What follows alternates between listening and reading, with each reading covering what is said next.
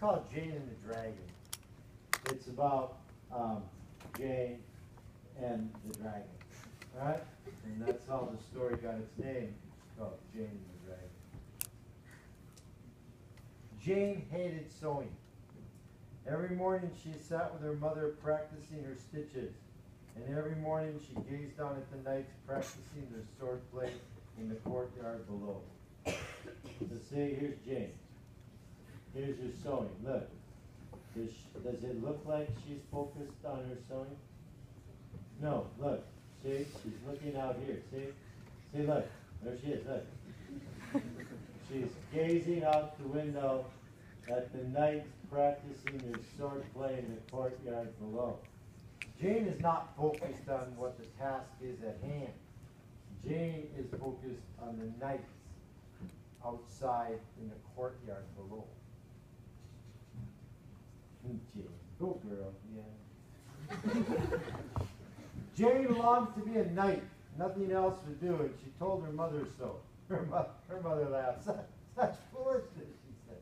You will be a lady in waiting. Perhaps like me, you will become lady in waiting to the queen herself. Jane was very upset, but she was determined to be a knight, and she went to tell her father. Her father laughed. Nonsense, he said. Oh, only boys can become knights. You idiot.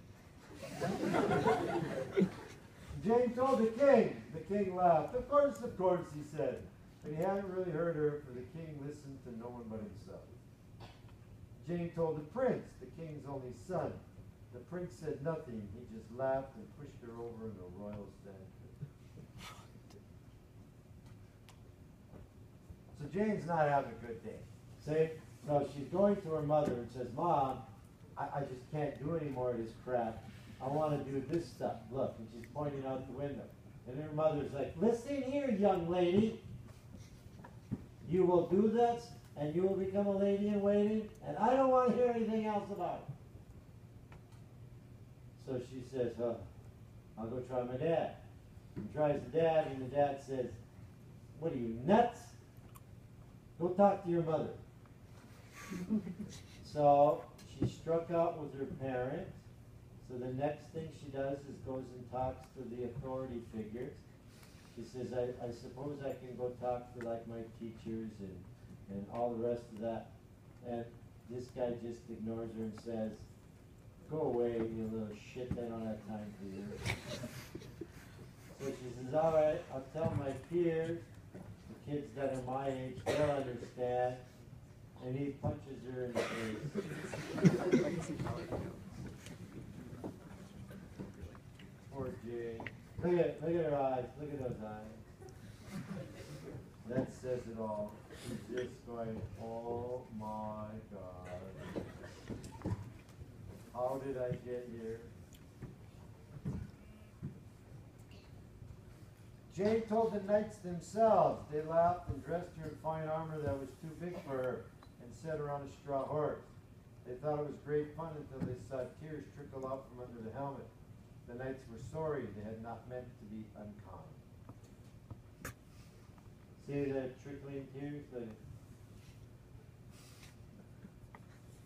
Could be because this big metal plate just hit her in the head. Or they knocked her socks off when they pushed her so hard.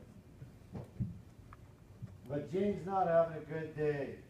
But at least the knights sort of showed a little bit of saying they were sorry when they realized they were treating her so shitty. Finally, Jane told the court jester. The jester didn't laugh. Of all the people Jane had spoken to, he alone listened and understood. He took Jane to his room and opened the wooden chest. Inside was a small suit of armor. I wanted to be a knight as well, said the jester, but I was too small. This armor is my secret. I put it on sometimes, and I dream a little. I want you to have it. Jane was overjoyed. But what about your dream? She asked. I was never really brave enough, he said. You dream it for me. So, look. Ooh. Ooh, everyone. Ooh.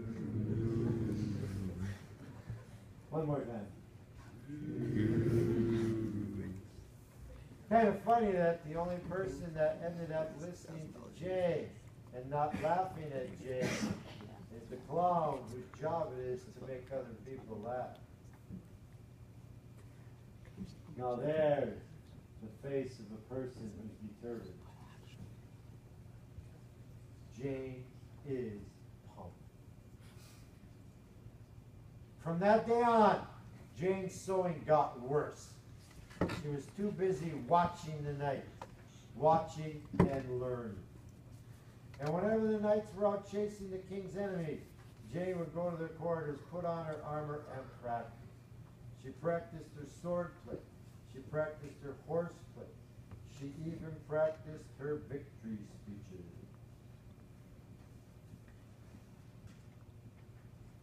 Uh-oh.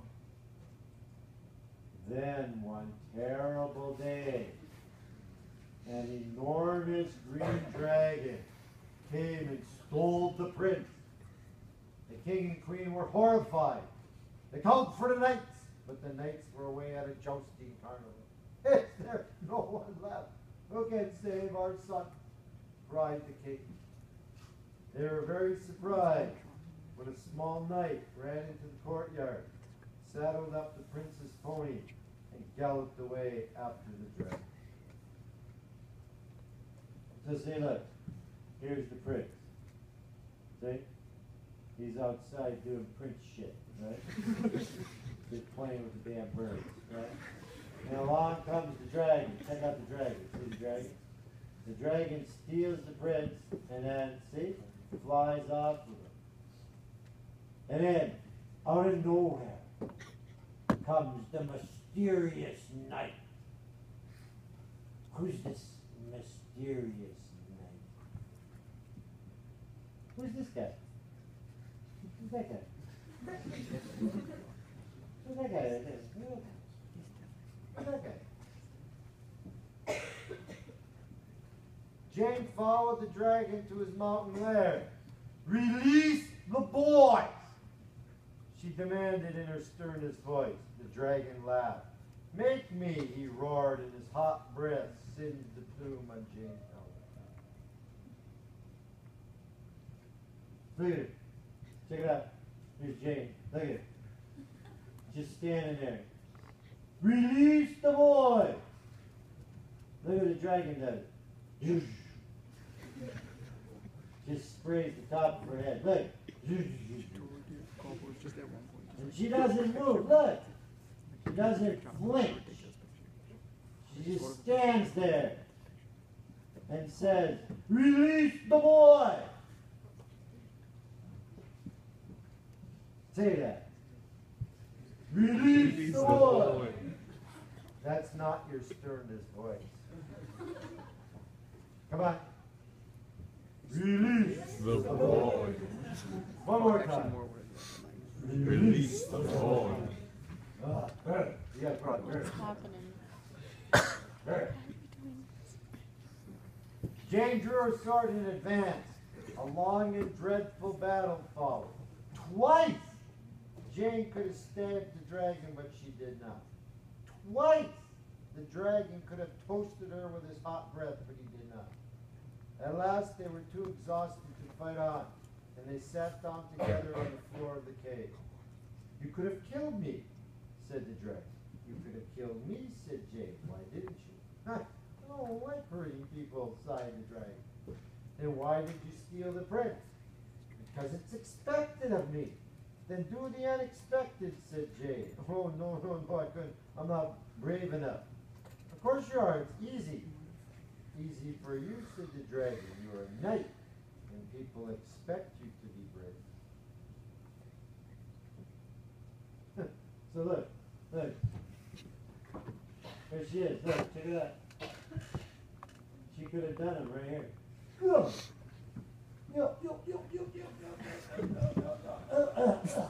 And it's all over. And what's this shit? I mean, really. How the hell do you miss when you got point blank range? The only person I've seen miss this close is our quarterback. Oh my God. Shots fired. Just gonna put that one right out there. Oh, more than 3 yards instantly. And after they're done with the battle, look at it. They're just chilling. Look at it. Look at the dragon. Look at him just looking at Jane. And Jane's talking to him. And the two of them are just sitting on the floor of the cave. Just chilling. Jane laughed and took off her helmet. The dragon was amazed. You're just a girl. I could fry you for breakfast. Yes, that would be easy for you. It would be easy for me to be a lady in waiting. People expect it. But I want to be a knight. What do you want? I want to be loved, sobbed the dragon. And he covered his face with his spiky brown wings. Jane put down her sword and kissed him. Oh, I love you, she said. Oh, thank you, said the dragon. And he sobbed all the time.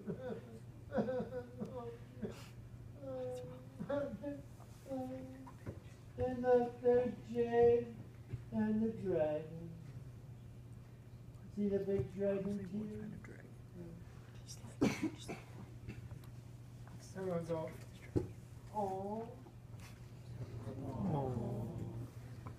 Oh, Jane the dragon. Now I have to take the prince home, said Jane. The king and queen will be dreadfully worried. Will you visit me sometime, asked the dragon? Every Saturday, Jane promised. But now we really must go. And she gave the dragon a hug and another kiss. It was late in the day when they arrived back at the castle. The entire court rushed out to greet them. The king and queen were overjoyed to see their son. But who was the mysterious knight? Good luck. Thanks. See you later. Be back on Saturday. And the dragon's going, hooray! Make your barbecue. Watch some football.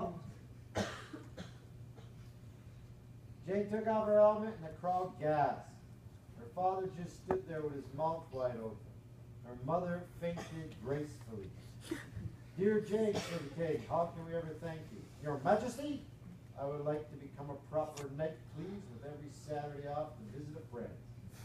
Certainly, certainly, said the king, and he called for the royal scribe who wrote the contract out there and then. So say Jane, look at it. She's pumped. She's going, oh yeah, oh yeah, oh yeah. And here's the mother. What's this guy? Who's this guy? Look at that face. Who's this guy? And where's that big mean prince that punched her in the face? Oh, there's the little pussy running back. Yeah, Maddie, Maddie, I'm so scared. Yeah, Maddie, yeah. Kiss my ass.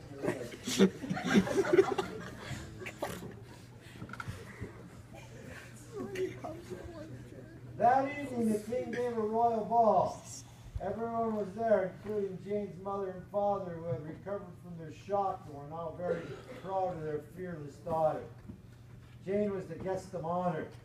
You must choose a partner, Jane, said the king, and lead the dancing. All the handsome young men waited, each one hoping to be chosen. But Jane took the jester's hand and led him on to the floor. Thank you for the armor, said Jane. Thank you for the dream, said the jester. And together they dance and dance and dance.